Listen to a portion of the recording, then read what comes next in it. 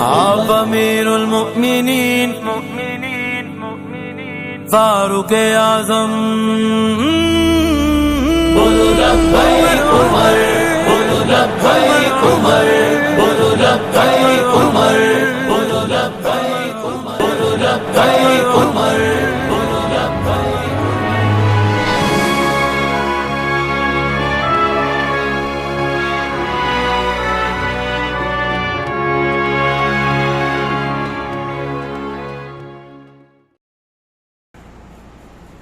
معزز سامعین کرام،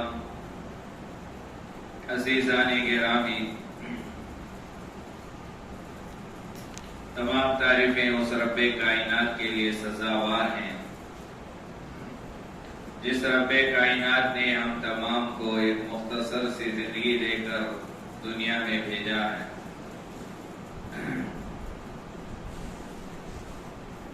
آئے دن مسلمانوں پر طرح طرح کے حالات آ رہے ہیں۔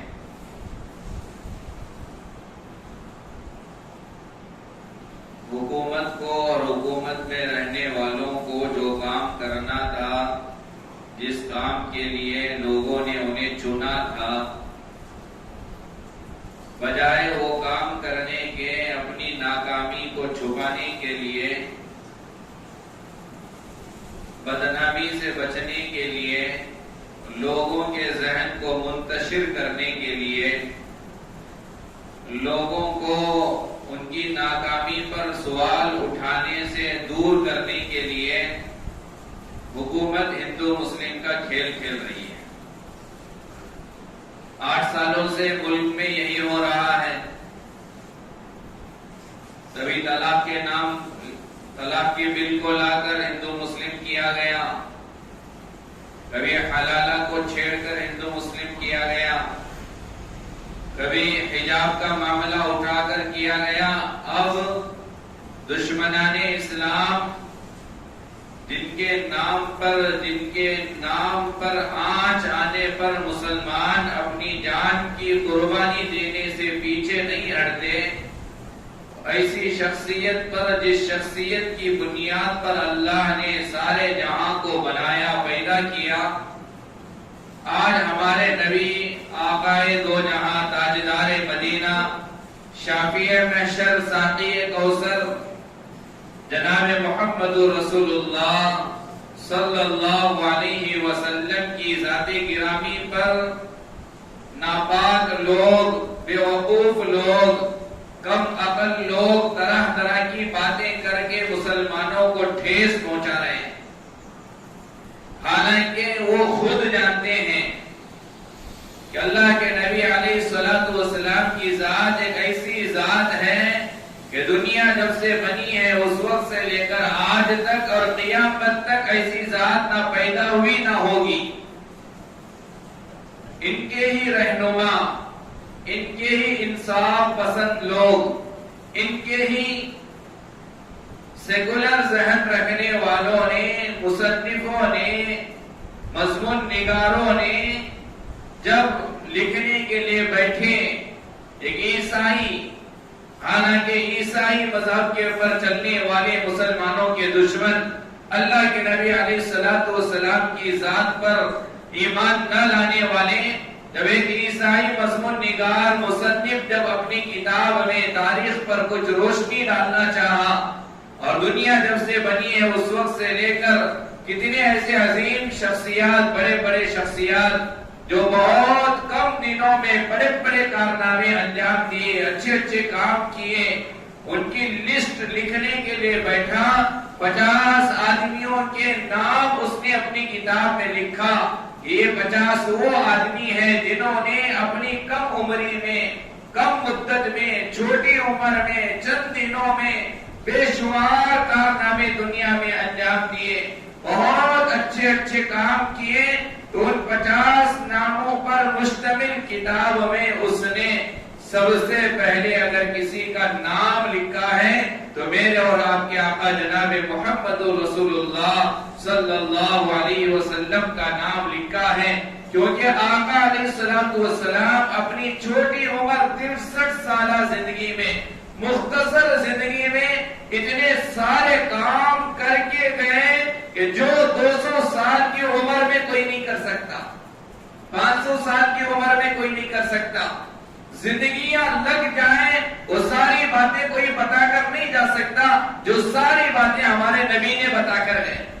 ایسا کون باپ ہے جو اپنے بچے کو، اپنے بیٹے کو، اپنی اولاد کو ولادت سے لے کر موت تک جتنی چیزیں زندگی میں کام آئیں گی ساری باتیں کوئی باپ بتا کر نہیں گیا اور بتا بھی نہیں سکتا، لیکن پیارے آقا علیہ الصلوۃ والسلام اپنی مختصر زندگی میں اپنی امت کو، قیامت تک آنے والے انسانوں کو جو اس زمانے میں جو چیزیں سامنے تھی ان چیزوں کے متعلق بھی رہبری اور رہنمائی فرمائی، اور قیامت تک جو بھی مسائل آئیں گے سارے مسائل کا حل اللہ نے قرآن میں یا نبی علیہ الصلوۃ والسلام نے احادیث مبارکہ کے ذریعے سے بتا کر چلے گئے۔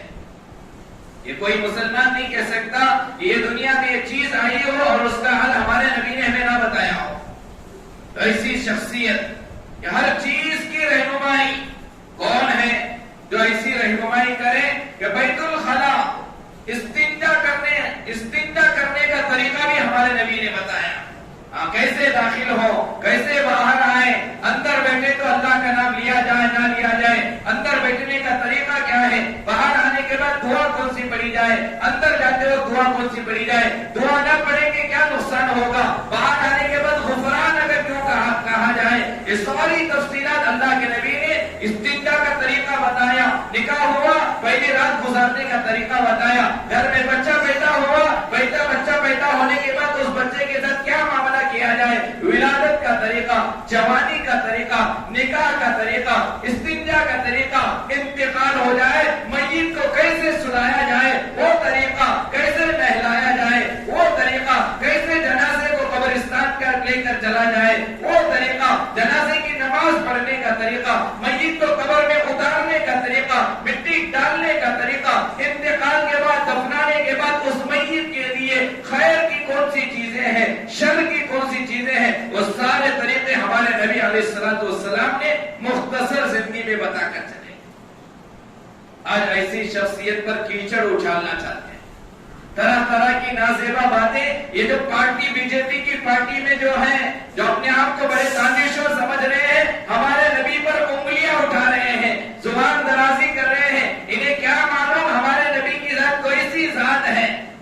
آپ قیامت تک، یہ ہمارا چیلنج ہے، یہ قرآن کا چیلنج ہے، یہ اللہ نے کہا قیامت تک جتنے بھی تم اللہ کو نہ ماننے والے ہو، محمد رسول اللہ کو نہ ماننے والے ہو، قیامت تک اللہ کے نبی کی شان میں گستاخی کرتے رہو، نبی کی شان میں رتی برابر بھی کمی نہیں آئے گی، نبی کی شان میں گستاخی کرنا چاند کو دیکھ کر تھوکنے کی طرح، اگر کوئی چہرہ اٹھا کر چاند کو تھوکے گا اس کا تھوک چاند کو نہیں لگے گا، اسی کے چہرے پر دوبارہ آئے گا۔ ایسا ہی ہے نبی کی شان میں گستاخی کرنا، نبی کی شان میں گستاخی کرنے سے نبی کی عزت میں نہ کمی آئے گی، نبی کی شان میں نہ کمی آئے، کچھ نہیں، کیوں؟ کیونکہ خدا نے قرآن مجید میں کہا وَرَفَعْنَا لَكَ ذِكْرَكَ، اے محمد، اے میرے لاڈلے، تیرا ذکر بلند کرنے کے لیے فرشتے نہیں، تیری امت نہیں، تیرا ذکر تو ہم بلند کریں گے، ہم جس کا ذکر رب بلند کرے، جس کی شان رب بیان کرے، جس کا مقام رب بیان کرے، جس کی علویت رب بیان کرے، جس کا مقام اونچا کرنے کے لیے خود رب کھڑا ہو، پوری دنیا مل کر اس کی شان کو گھٹا نہیں سکتی، پوری دنیا مل کر اس کے مقام و مرتبے کو نیچا نہیں کر سکتی، مقام و مرتبے کو نیچا کرنے والے فنا ہو گئے، برباد ہو گئے، ہلاک ہو گئے، تباہ ہو گئے، آج بھی نبی کی شان ویسے ہی باقی ہے۔ 24 گھنٹے نبی کا نام دنیا میں چلتا رہے گا، جس دن نبی کا نام دنیا سے مٹ گیا قیامت اسی دن آ جائے گی۔ اللہ کو کسی چیز کی ضرورت نہیں، نہ سورج کی، نہ چاند کی، نہ زمین کی، نہ آسمان کی، نہ بارش کی، نہ کسی انسان کی، یہ ساری چیزیں جو اللہ تعالیٰ چلا رہا ہے یہ صرف نبی کے نام کی برکت سے، اللہ کے نام کی برکت سے۔ جس دن دنیا میں اللہ کا نام ختم ہو گیا، نبی کا نام ختم ہو گیا، نہ اللہ کو چاند کی ضرورت، نہ سورج کی ضرورت، نہ میری ضرورت، نہ آپ کی ضرورت، اللہ زمین کو ختم کر کے قیامت لائے۔ یہ ہے اللہ کے نبی کی شان۔ اللہ تعالیٰ خود کہہ رہا ہے وَرَفَعْنَا لَكَ ذِكْرَكَ، ہم آپ کے نام کو بلند کریں گے۔ تھوڑا سوچیں، جس کا نام روشن کرنے کے لیے خدا کھڑا ہو، جس کا نام بلند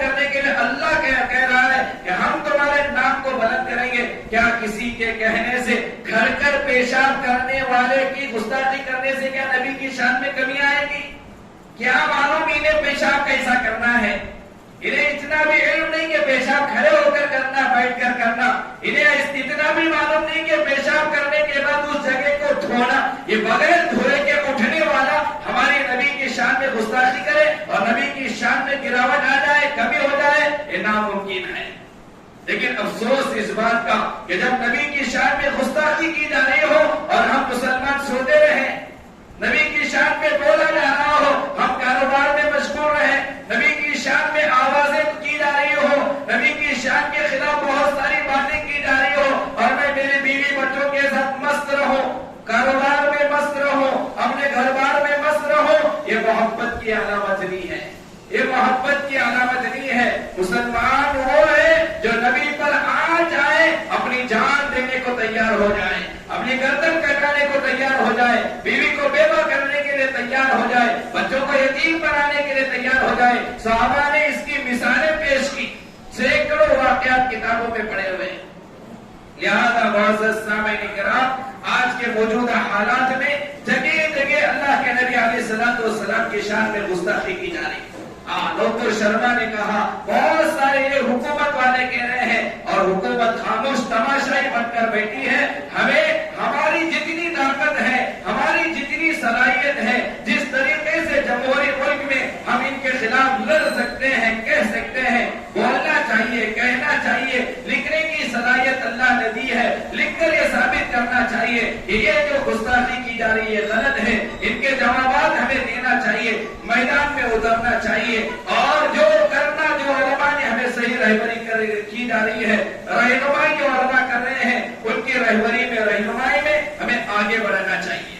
تو سب سے پہلی بات یہ ہے کہ اللہ کے نبی علیہ الصلوۃ والسلام کی شان میں جس نے بھی گستاخی کی ہے، اللہ نے اس کا انجام دنیا ہی میں دکھایا۔ جتنے بھی گستاخ رسول دنیا میں آئے، جتنوں نے بھی اللہ کے نبی کے شان کے خلاف کچھ کہا ہو، کچھ بولا ہو، کچھ عملی طور پر کیا ہو، اللہ نے دنیا ہی میں عبرت کے طور پر اللہ نے دکھایا کہ میرے نبی کی شان میں کچھ کہے اور عبرت کے لیے میں کچھ نہ دکھاؤں، یہ میری شان کے خلاف ہے۔ آپ تاریخ کا مطالعہ کریں، جب سے اللہ کے نبی علیہ الصلوۃ والسلام دنیا میں آئے، اس وقت سے لے کر آج تک جتنوں نے بھی نبی کی شان میں گستاخی کی، اللہ نے اس کا صلہ، اللہ نے اس کا بدلہ، اللہ نے عبرت کے لیے جو کچھ کرنا کر کے دکھایا۔ سب سے پہلے اللہ کے نبی علیہ الصلوۃ والسلام جب اللہ نے کہا وَأَنذِرْ عَشِيرَتَكَ الْأَقْرَبِينَ، دین کا پیغام عام کرو، دعوت و تبلیغ کا کام شروع کرو، ایک اللہ کی طرف لوگوں کو بلاؤ۔ اللہ کے نبی علیہ الصلوۃ والسلام نے اللہ کے نبی نے مکے والوں کو، قریش مکہ کو، رشتہ داروں کو، مکہ کے اندر رہنے والے بسنے والوں کو صحابہ پہاڑی پر بلایا۔ اللہ کے نبی علیہ الصلوۃ والسلام نے بلا کر وہاں پر بیان کیا، خطبہ دیا، تفصیل میں جانا نہیں ہے۔ اللہ کے نبی علیہ السلام نے ایک اللہ کی طرف جب دعوت دی، سب سے پہلے نبی کی شان میں گستاخی کرنے والا، سب سے پہلے نبی کی شان میں نازیبا الفاظ کہنے والا، سب سے پہلے نبی کو بد دعا دینے والا کوئی اور نہیں تھا، نبی کا چچا ابو لہب تھا۔ اللہ کے نبی نے جب ایک اللہ کی طرف بلایا، کہا قولوا لا الہ الا اللہ، لا الہ الا اللہ کہو، ایک اللہ کو مانو، ایک اللہ کی عبادت کے لیے تیار ہو جاؤ، تفلحوا، کامیابی ملے گی، کامیاب ہو جاؤ گے۔ تو اسی وقت ابو لہب نے نبی علیہ الصلوۃ والسلام سے کہا تھا تبت لک یا محمد الہذا جمعتنا، نبی کی شان میں گستاخی والا یہ سب سے پہلا کلمہ، تبت لک یا محمد، اے محمد تیرا ناس ہو جائے، تو برباد ہو جائے، نعوذ باللہ، تو ہلاک و برباد ہو جائے۔ کیا اسی نے دنیا میں جمع کیا تھا؟ الہذا جمعتنا، کیا اسی لیے ایک اللہ کی طرف بلانے کے لیے، ان بتوں سے ہمیں دور کرنے کے لیے دنیا میں جمع کیا تھا؟ اس درمیان میں بات ہمیں سمجھ لینا چاہیے کہ جب اللہ کا نافرمان، جب اس کے پاس کوئی دلیل نہیں ہوتی، دلائل سے جب مقابلہ کرنے کے لیے تیار نہیں ہوتے اور ضدی رہتے ہیں، ہر دھرمی پر اتر جاتے ہیں، تو پھر کیسے کلمات کے ذریعے سے مقابلہ کرتے ہیں؟ یہ دلائل نہ ہونے کی علامت، یہ ہار جانے کی علامت، یہ ہار ماننے کی علامت۔ حق تو یہ تھا کہ جب اللہ کے نبی نے ایک اللہ کی طرف بلایا اور 360 بتوں کی عبادت سے نکالنا چاہا، سارے بتوں کی اللہ کے نبی نے نفی کی، کہا کہ ان بتوں سے کچھ نہیں ہوتا، حق تو یہ تھا کہ نبی کو بد دعا کرنے کے بغیر، نبی کی شان میں گستاخی کرنے کے بغیر دلائل پیش کرتے، کہتے بھئی یہ ہمارے بت ہیں، یہ ہم تم سے مقابلہ کریں گے، یہ روزی دینے والا بت ہے، یہ شفا دینے والا بت ہے، یہ کام کرنے والا بت ہے، یہ کاروبار میں برکت لانے والا بت ہے، یہ کاروبار دلانے والا بت ہے، یہ ہمارے بت ہیں۔ اس طرح دلائل سے نبی علیہ السلام سے لڑتے، دلائل سے نبی علیہ السلام سے مناظرہ کرتے، لیکن کافر جانتے تھے ہمارے پاس کوئی دلیل نہیں ہے، ہمارے پاس کوئی ثبوت نہیں ہے، ہم کیسے دلائل سے نبی سے لڑیں، ہم کیسے دلائل کی روشنی میں نبی سے مناظرہ کریں، کیونکہ نبی جو کہہ رہا ہے اس کی بات تو بالکل سچ ہے، یہ جو کہہ رہا ہے اس کی بات بالکل کریکٹ ہے، غلط تو نہیں ہے، لیکن ضدی ہے، ہر دھرمی ان کے اندر گھسی ہوئی تھی، اب دلائل نہیں تھے، اب جو دلائل سے انسان مجبور ہو جاتا ہے دلائل سے ثابت کرنے پر، تو اپنی طاقت کا استعمال کرنا شروع کرتا ہے، دشمنی پر اترتا ہے، ظلم کرنے پر اترتا ہے۔ وہی حالت آج ہمارے ملک کی حکومت کی، دلائل کی روشنی میں نبی علیہ السلام کی شان میں بات کرنے کے لیے تیار نہیں، آنے کے لیے تیار نہیں، سامنے بیٹھنے کے لیے تیار نہیں، کیوں؟ کیونکہ یہ بھی جانتے ہیں جب دلائل کی روشنی میں ہم بات کریں گے نبی کی شان میں تو سارے لوگ کہیں گے کہ نبی ان کا بڑا مقام و مرتبے والا تھا، اونچا تھا، اس کی زندگی بڑی عجیب تھی، لیکن یہ دلائل سے بات نہیں کریں گے، یہ دشمنی کے طور پر، یہ ہر درمی میں اتر کر، یہ ضد میں آ کر نبی کی شان میں کوئی کلمات گستاخانہ کہتے جائیں گے تاکہ دشمنی بڑھ جائے۔ تو بہرحال دلائل تو کچھ نہیں تھے۔ ابو لہب نے کہا تبت لک یا محمد الہذا جمعتنا، بددعائیہ کلمات استعمال کیے۔ اللہ تبارک و تعالی عبرت کو، اللہ تبارک و تعالی نبی کی شان میں گستاخی کرنے والے کا انجام بتانے کے لیے فوراً حضرت جبرائیل علیہ السلام کو بھیجا۔ حضرت جبرائیل نے قرآن لے کر زمین پر نیچے اترے، حضرت جبرائیل نے سورہ لے کر اترا، سورہ لہب۔ اللہ نے کہا تبت یدا ابی لہب و تب، میرے نبی کی شان میں گستاخی کرنے والا ابو لہب، میرے نبی کی شان میں بددعائیہ کلمات استعمال کرنے والا ابو لہب، نبی کو کیا ہلاکت، نبی کو کیا بربادی آئے گی۔ خدا یہ کہہ رہا ہے کہ تو ہلاک ہو جائے گا، تو برباد ہو جائے گا، تیری بربادی مقدر ہو گئی۔ تبت یدا ابی لہب، اب یہاں علماء جانتے ہیں اللہ نے مضارع کا صیغہ استعمال نہیں، ماضی کا صیغہ، تبت یعنی تو برباد ہو گیا، ہوگا نہیں فیوچر میں، ماضی میں، یعنی ہو گیا، تیری بربادی مقدر ہو گئی۔ تو نے نبی کی شان میں گستاخی کی، اب تو بچنے والا نہیں، اب تیری ہلاکت لازمی۔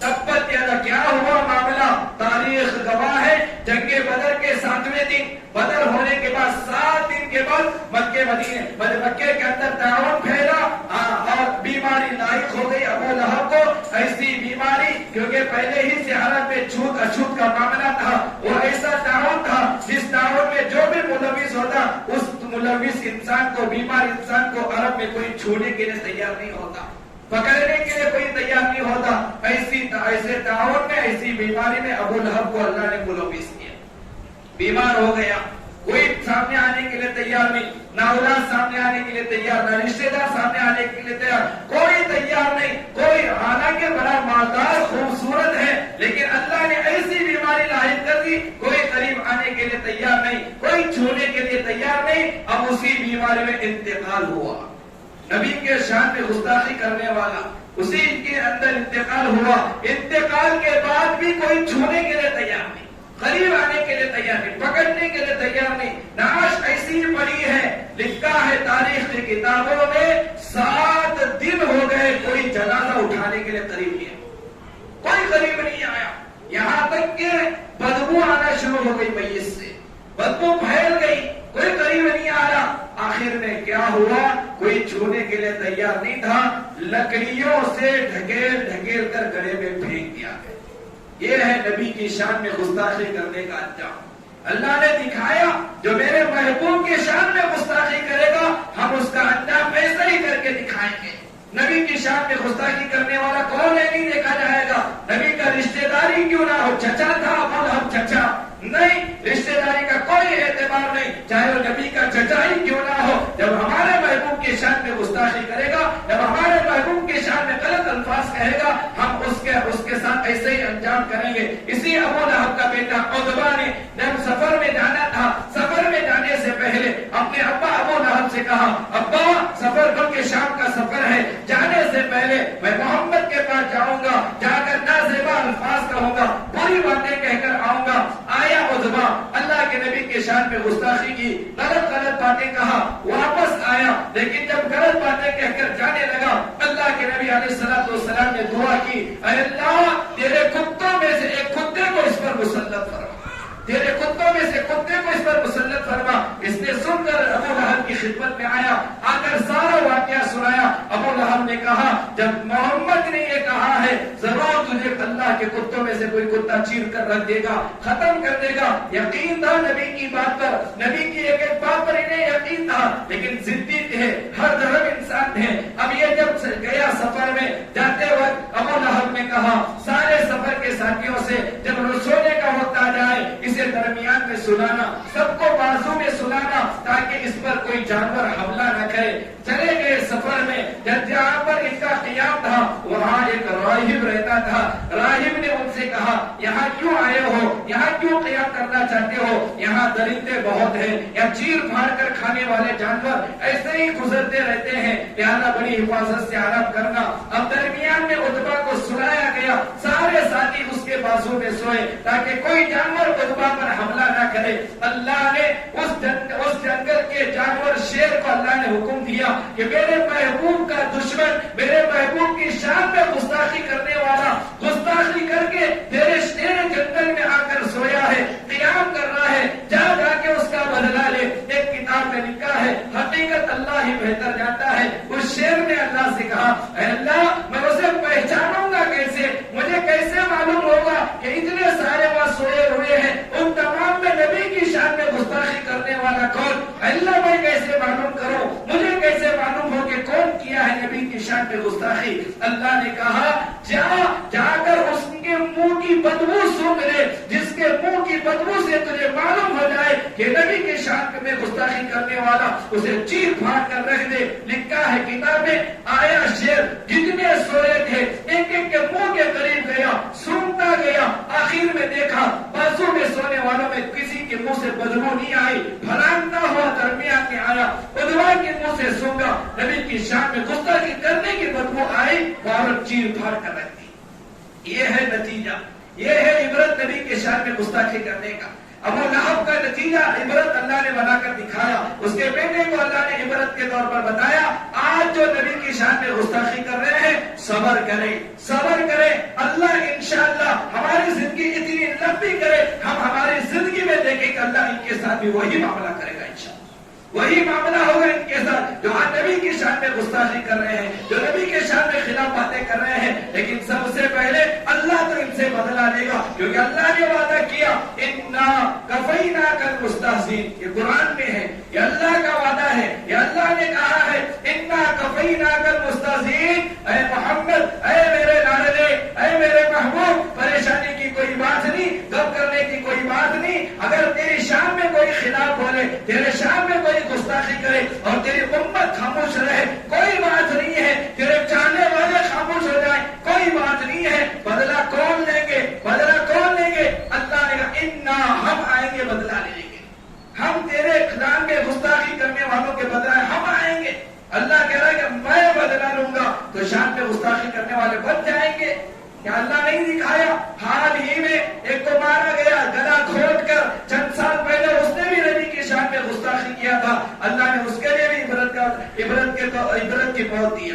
انشاءاللہ ان کے ساتھ بھی ہوگا. لیکن ہماری کیا ذمہ داری ہے؟ مسلمان ہونے کی حیثیت سے ہماری کیا ذمہ داری بنتی ہے کہ ہمارے نبی کی شان میں کوئی گستاخی کرے اور ہم خاموش رہیں، ہمارے نبی کے خلاف کوئی کچھ بھی کہے ہم خاموش رہیں، بزدل بن کر خاموش رہیں؟ نہیں. جو اللہ نے ہمیں طاقت دی ہے، جس ملک میں ہم رہ رہے ہیں، اس ملک میں رہتے ہوئے جو کچھ ہمیں کرنے کی طاقت ہے وہ سارے کام کرنا ہمارے لیے فرض عین کا درجہ ہے. خاموش بیٹھنا غلط ہے. اللہ معاف کرے جب ہندوستان کے مسلمان خاموش رہے، لیکن اللہ کے نبی کی محبت میں وہ سارے ممالک جن ممالک کے اندر مسلمان ہیں انہوں نے آواز اٹھائی ہندوستان کے پروڈکٹ کا ہم بائیکاٹ کریں گے، یہاں کی چیزیں ہم نہیں خریدیں گے کیونکہ وہاں پر نبی کی شان میں گستاخی کی گئی، جب ہمارے ہندوستان کے علاوہ جتنے مسلم ممالک ہیں ہمارے ہندوستان کے پروڈکٹ کے بائیکاٹ کرنا شروع کیا، اب اس حکومت کو ہوش آئی، اب یہ حکومت حرکت میں آئی اور انہیں جو عہدہ دیا گیا تھا ان عہدوں سے انہیں نکالا گیا۔ کیا نبی کی شان میں گستاخی کرنے والوں کی سزا اتنی ہے کہ جو عہدہ انہیں حکومت دی تھی عہدے سے برطرف کرنا کافی؟ نہیں نہیں، ہمارا یہ مطالبہ ہے جو بھی کسی بھی مذہب کے رہنما کے خلاف کہے گا، کسی بھی مذہب کے بڑوں کی شان میں گستاخی کرے گا، اتنے بل بنا رہے ہو، طلاق کا بل، کسانوں کے خلاف اتنے بل بنا رہے ہو، ایسا بل بناؤ کہ جو بھی ایسی گستاخی کرے گا اس کی سزا موت کے علاوہ کوئی اور نہیں ہونی چاہیے، اس کی سزا صرف موت ہی ہے۔ یہ نہیں کہ صرف اللہ کے نبی کی شان، نہیں، کسی بھی مذہب کے ماننے والے جو ماننے والے ہیں بڑوں کو، کسی بھی مذہب کے پنڈتوں کے خلاف، کسی بھی مذہب کے رہنما کے خلاف کوئی جو بھی کہے گا، ایسا بل آپ تیار کریں، ایسا قانون آپ بنائیں کہ اس کی سزا موت کے علاوہ کچھ نہیں ہونی چاہیے، لیکن نہیں بنائیں گے کیونکہ چاہتے ہی یہی ہے کہ ہندو مسلم جھگڑتے رہے اور یہ اپنا کام بناتے رہے۔ بہرحال تفصیل میں جانا نہیں ہے، آپ سے درخواست یہ ہے آپ اپنے اندر نبی کی سچی پکی محبت پیدا کریں۔ کن الفاظ کے ذریعے نبی کی شان میں گستاخی ہوئی، اس کا کیا جواب ہمیں معلوم ہونا چاہیے۔ ہمارے اندر وہ علم ہے نہیں ہے۔ اللہ کے نبی علیہ الصلوۃ والسلام کے ساتھ حضرت عائشہ رضی اللہ عنہا کا جو نکاح ہوا، اس نکاح کو لے کر شان میں گستاخی کی جا رہی کہ نبی نے چھوٹی بچی سے نکاح کیا، نعوذ باللہ۔ 6 سالہ بچی سے نکاح ہوا، 9 سال کی عمر میں رخصت ہوئی، یہ غلط ہے۔ وہ پھسلا کر بہلا کر چھوٹی بچی کے ساتھ گندے غلط کام کیے، ہمارے محمد صلی اللہ علیہ وسلم ایسی نازیبا باتیں کہہ رہے ہیں، اس کا جواب کیا ہمیں معلوم ہے؟ پہلی چیز تو یہ ہے نبی کا ہر عمل بغیر دلیل کے، بغیر جواب کے ہم مانیں گے، ہماری عقل مانے نہ مانے، نبی نے کیا ہے صحیح کیا ہے۔ نبی کا کوئی عمل دلیل کی روشنی میں جاننے کی کوئی ضرورت نہیں، ایویڈنس چاہیے نہیں، دلائل چاہیے نہیں، کیا جواب نہیں، میں نبی کے ہر عمل کو، یہ ہمارا عقیدہ ہونا چاہیے، یہ ہمارے دل و دماغ میں گھسا لینا چاہیے، کیونکہ بعض مسلمان جنہیں جو اسلام سے دور، علماء سے دور، دین سے دور، شریعت سے دور، دنیا میں تعلیم یافتہ ہوں گے، دنیا کی بڑی بڑی ڈگریاں حاصل کی ہوگی، یہ کہہ رہے ہیں ہاں نبی کا یہ عمل غلط ہے۔ نعوذ باللہ، اگر کسی نے نبی کی شان میں اتنا کہا، نبی کے ساری زندگی کے ہر عمل کو میں مانتا ہوں، لیکن نبی کا جو نکاح حضرت عائشہ سے ہوا میں اسے نہیں مانتا، وہ کافر ہے، اس کا ٹھکانہ جہنم ہے، وہ کبھی جنت میں نہیں جائے گا۔ پوری باتیں میں ماننے کے لیے تیار، لیکن نبی کی اس سنت کو میں نہیں مانتا، نبی کے ہر عمل کو میں ماننے کے لیے تیار، نبی کے اس عمل کو میں نہیں مانتا۔ نبی کے ایک چھوٹے سے چھوٹے عمل کا انکار کرنے والا جہنمی ہے، وہ جائے گا جہنم میں۔ اسلام سے اس کا کوئی تعلق نہیں، شریعت سے اس کا کوئی تعلق نہیں، اس لیے سب سے پہلی چیز نبی کے ہر عمل کو، نبی کے ہر بات کو، نبی کے ہر کام کو ہم بغیر دلیل کے مانتے ہیں، ہمیں کسی دلیل کی ضرورت نہیں۔ ہمیں معلوم ہوا نبی نے کیا ہے 100% صحیح کیا ہے، 100% صحیح کیا ہے، لیکن نہ ماننے والوں کے لیے بتانے کے لیے ہمارے پاس جواب ہونا چاہیے۔ ہمارے پاس جواب یہ ہے اللہ کے نبی کا نکاح حضرت عائشہ کے ساتھ 6 سال کی عمر میں ہوا، 9 سال کی عمر میں حضرت ام رومان رضی اللہ عنہا جو حضرت عائشہ کی والدہ ہے، حضرت عائشہ کی والدہ نے حضرت عائشہ کو رخصت کرایا۔ سب سے پہلی بات یہ ہے کہ یہ لوگ یہ کہہ رہے ہیں حضرت عائشہ چھوٹی تھی، بچی تھی، رخصتی 9 سال کی عمر میں ہوئی، بچی کو 9 سال کی عمر میں شوہر کے حوالے کرنا غلط بات ہے۔ ارے تو کون ہوتا ہے بولنے والا؟ کس نے رخصت کیا؟ کوئی ماں اپنی چھوٹی بچی کو ایسے رخصت کرنے کے لیے تیار ہوگی؟ ماں نے رخصت کیا ہے۔ کوئی ماں اپنی بیٹی کے ساتھ غلط معاملہ کرنے کے لیے تیار ہوگی؟ نہیں۔ تو رخصت کرنے والا کوئی اور نہیں تھا، اللہ کے نبی نے نہیں لے کر گیا، حضرت ابو بکر نہیں، حضرت ام رومان لے کر گئی۔ ماں اپنی بیٹی کے لیے ایسا کوئی غلط قدم زندگی میں نہیں اٹھاتی جو بیٹی کے حق میں غلط ہو۔ تو حضرت ام رومان جب حضرت عائشہ کو 9 سال کی عمر میں نبی کے حوالے کیا تو یہ اس بات کی علامت ہے حضرت عائشہ 9 سال کی عمر میں اللہ کے نبی کے ساتھ زندگی گزارنے کے لیے پوری طرح تیار تھی، رات کی زندگی دن کی زندگی گزارنے تیار تھی، پہلی بات۔ دوسری بات یہ ہے اس زمانے میں اللہ کے نبی کے زمانے میں کیا نبی کے دشمن نہیں تھے؟ کیا نبی کے انکار کرنے والے نہیں تھے؟ کیا نبی کے خلاف بولنے کے لیے موقع کے تلاش میں نہیں رہتے تھے؟ آپ تاریخ کا مطالعہ کریں، نبی کو طرح طرح سے ستایا گیا، طرح طرح کے الزامات لگائے گئے، لیکن کسی نے حضرت عائشہ کا جو نکاح نبی کے ساتھ ہوا، اس نکاح کو ذریعہ بنا کر کسی نے الزام نہیں لگایا۔ الزام اسی وقت لگانا چاہیے تھا۔ آج یہ لوگ الزام لگا رہے ہیں، حقیقت میں اگر دیکھا جائے اسی زمانے میں جو نبی کے دشمن تھے، یہود و نصارہ، کفار مکہ، مشرکین مکہ، جو کافر تھے، مشرک تھے، اسی وقت یہ الزام لگانا تھا کہ نبی کا نکاح جو عائشہ سے چھوٹی عمر میں ہوا، یہ غلط ہوا، ایک چھوٹی بچی کے ساتھ ہوا۔ لیکن کسی جگہ آپ یہ نہیں بتا سکتے کہ حضرت عائشہ کے نکاح کو لے کر کسی نے نبی پر الزام لگایا ہو۔ معلوم یہ ہوا کہ اس زمانے میں، اس وقت میں وہاں کی آب و ہوا کا اعتبار کرتے ہوئے 6 سال کی عمر میں نکاح ہونا، 9 سال کی عمر میں رخصتی ہونا عیب نہیں تھا۔ اس زمانے میں ویسے ہی نکاح ہوتا، کیونکہ عرب کی گرمی کی وجہ سے، عرب کے ماحول کی وجہ سے، عرب کی آب و ہوا کی وجہ سے 9 سال میں بچیاں اتنی بڑی ہوتی تھی کہ 9 سال میں شوہر کے ساتھ زندگی گزارنے کے قابل ہوتی تھی۔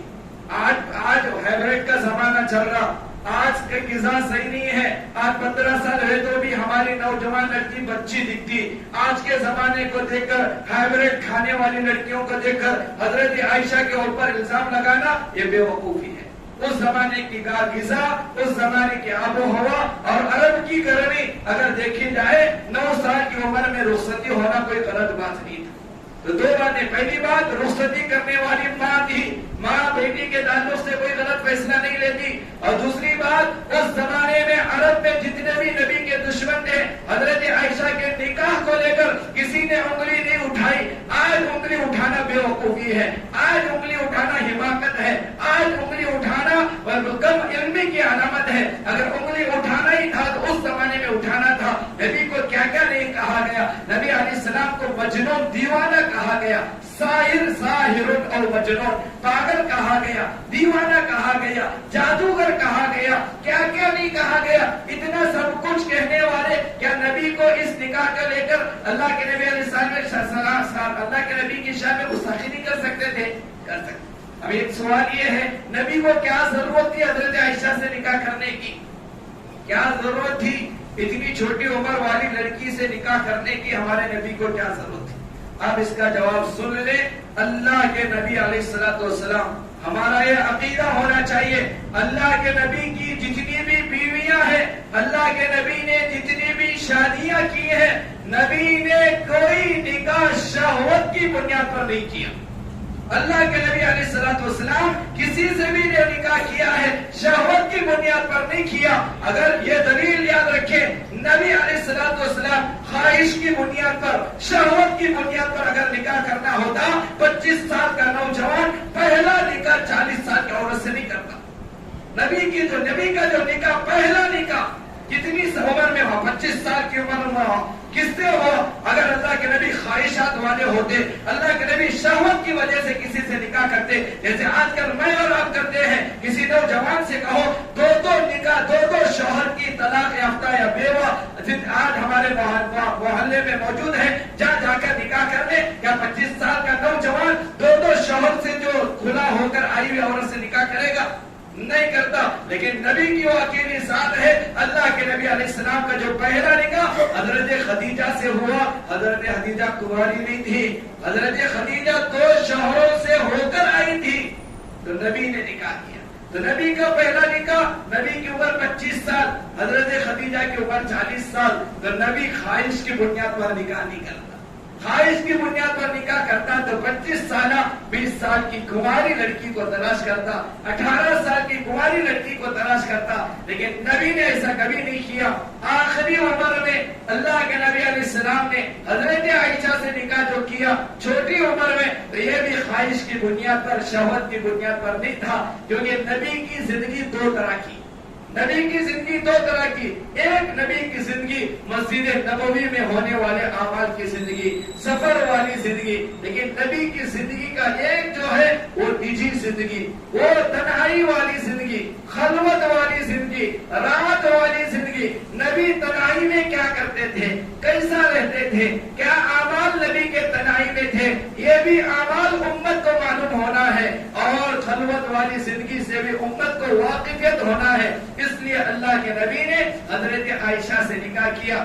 شروع میں 25 سال کی عمر میں حضرت خدیجہ سے نکاح اللہ کے نبی نے اس لیے کیا کیونکہ اب اسلام کو پھیلانا ہے، اب نبوت ملے گی، نبوت ملنے کے بعد پورے لوگوں کے درمیان اسلام کو لانا ہے، لہذا نبی کو تسلی دینے والی، نبی کو مال کے اعتبار سے ساتھ دینے والی، عمر کے تجربے کے اعتبار سے ساتھ دینے والی بیوی چاہیے تھا۔ نبی کی نبوت کے وقت نبی سے عمر میں زیادہ والی عورت کی ضرورت نبی کو تھی، حضرت خدیجہ سے نکاح ہوا۔ کیوں؟ کیونکہ خدیجہ عمر میں بڑی، تجربے میں بڑی، مال میں نبی سے زیادہ، سارا تجربہ حضرت خدیجہ کو تھا۔ یہی وجہ تھی اللہ کے نبی کو جب نبوت ملی، جب نبی کو تکلیف ہوئی، تسلی والے الفاظ کہنے والی حضرت خدیجہ۔ اسلام کو پھیلانے کے لیے نبی کے پاس مال نہیں تھا، مال کے ذریعے سے تعاون کرنے والی حضرت خدیجہ، نبی کا کلمہ سب سے پہلے پڑھنے والی حضرت خدیجہ۔ تو نبوت کے وقت نبی کو جس بیوی کی ضرورت تھی اللہ نے اس بیوی کو عطا کیا۔ اب نبی کو دنیا سے جانے کا وقت آیا، اب اللہ کے نبی دنیا سے رخصت ہونے والے ہیں، لیکن نبی کا لایا ہوا اسلام، نبی کی شریعت، نبی کے سارے سنن، نبی کے سارے آداب، نبی کی خلوت والی زندگی امت میں بیان کرنے کے لیے چھوٹی عمر کی بیوی کی ضرورت تھی۔ اللہ نے حضرت عائشہ کو نبی کی زندگی میں دیا تاکہ اللہ کے نبی جب دنیا سے چلے جائیں، نبی کے تنہائی والے اعمال، خلوت والے اعمال، رات میں بیویوں کے ساتھ کیسے زندگی گزارتے تھے، یہ ساری باتیں امت کو بتانے کے لیے اللہ کے نبی نے حضرت عائشہ کو نبی کی خدمت میں دیا۔ اب نبی دنیا سے چلے گئے، حضرت عائشہ نے وہ سارے خدمت انجام دی۔ نبوت سے پہلے حضرت خدیجہ کی ضرورت تھی تو اللہ کے نبی کو خدیجہ اللہ نے دیا۔ نبوت کے بعد آخری مرحلے میں چھوٹی عمر کی بیوی کی ضرورت تھی تو اللہ نے حضرت عائشہ کو دیا۔ جس کام کے لیے اللہ نے حضرت عائشہ کو چنا تھا وہ سارا کام حضرت عائشہ بخوبی نبھا کر چلی گئی۔ حضرت ابو ہریرہ کے بعد سب سے زیادہ احادیث جو مروی ہیں، جو بیان کیے ہیں صحابہ اور صحابیات میں، حضرت ابو ہریرہ پہلے نمبر پر۔ حضرت ابو ہریرہ کی احادیث آپ کو ملیں گے بخاری میں، مسلم میں، ترمذی میں، ساری حدیث کی کتابیں سب سے زیادہ روایت بیان کرنے والے حضرت ابو ہریرہ۔ حضرت ابو ہریرہ کے بعد سب سے زیادہ احادیث اگر کسی سے مروی ہے حضرت عائشہ سے مروی، 2220 یا 2222 احادیث جو اس امت کو ملی ہے وہ اماں عائشہ سے ملی۔ یہ کیسے ملی؟ نبی کی زندگی میں گئی، نبی کی باتیں سنی اور ساری باتیں امت کو پیش کی۔ یہ صدقہ ہے حضرت عائشہ کا اس امت پر۔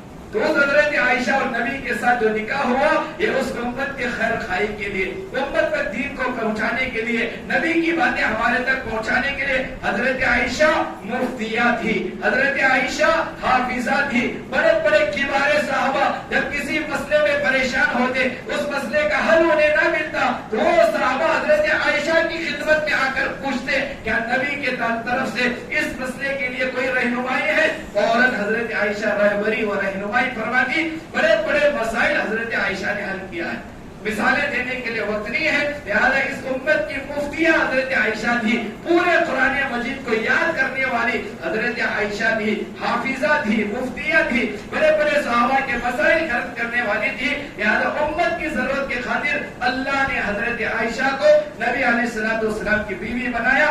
آخری جواب یہ ہے حضرت عائشہ جو نبی علیہ السلام کی بیوی بنی ہے وہ نبی علیہ السلام پیغام دیے، بعد میں بیوی ایسا نہیں، نہ نبی نے پیغام دیا نہ ابو بکر نے پیغام دیا، نہیں، حضرت عائشہ سے جو نکاح ہوا نبی علیہ السلام کے ساتھ، حضرت جبرائیل اللہ کے حکم سے دنیا میں آئے، آ کر حضرت اللہ کے نبی کی خدمت میں حاضر ہوئے۔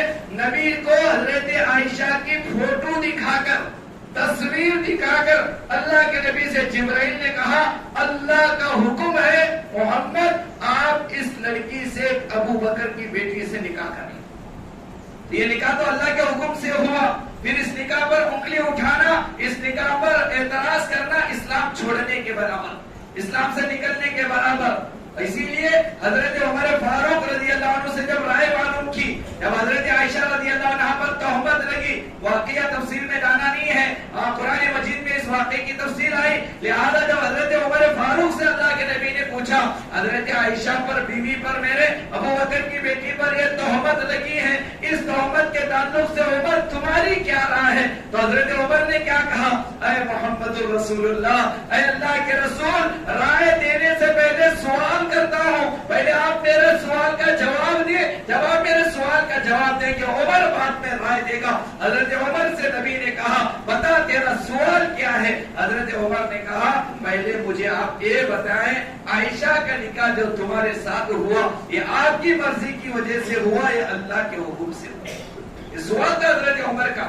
حضرت عمر کے سوال پر اللہ کے نبی نے کہا میرا نکاح عائشہ سے میری مرضی کی وجہ سے نہیں ہوا، اللہ کے حکم سے ہوا۔ فوراً حضرت عمر نے کہا سبحانک ھذا بہتان عظیم، اللہ نکاح کرائے کسی لڑکی کا نبی سے اور وہ لڑکی پاک دامن نہ ہو، یہ ہرگز نہیں ہو سکتا۔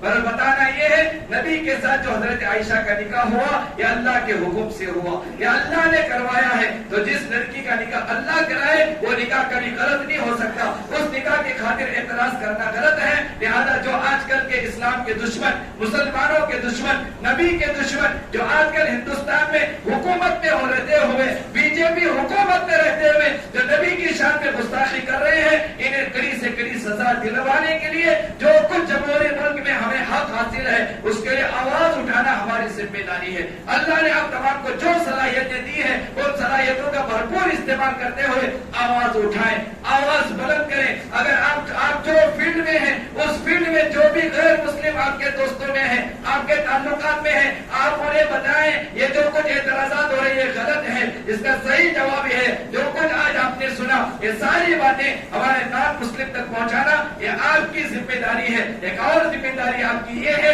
کہ جو نبی علیہ السلام کے شان میں گستاخیاں ہو رہی ہیں یہ ہماری نبی کی سنت کو چھوڑنے کا نتیجہ، نبی کے طریقے سے دور ہونے کا نتیجہ۔ آج اس مجلس میں ارادہ کریں، عزم کریں آج کے بعد نبی کی کسی سنت کو ہم نہیں چھوڑیں گے انشاءاللہ، بولو نہیں چھوڑیں گے انشاءاللہ، نبی کے ایک طریقے کے مطابق زندگی گزاریں گے انشاءاللہ۔ اللہ تعالیٰ ہم تمام کو کئی باتوں پر عمل کی توفیق نصیب فرمائے، آمین وآخر دعوانا۔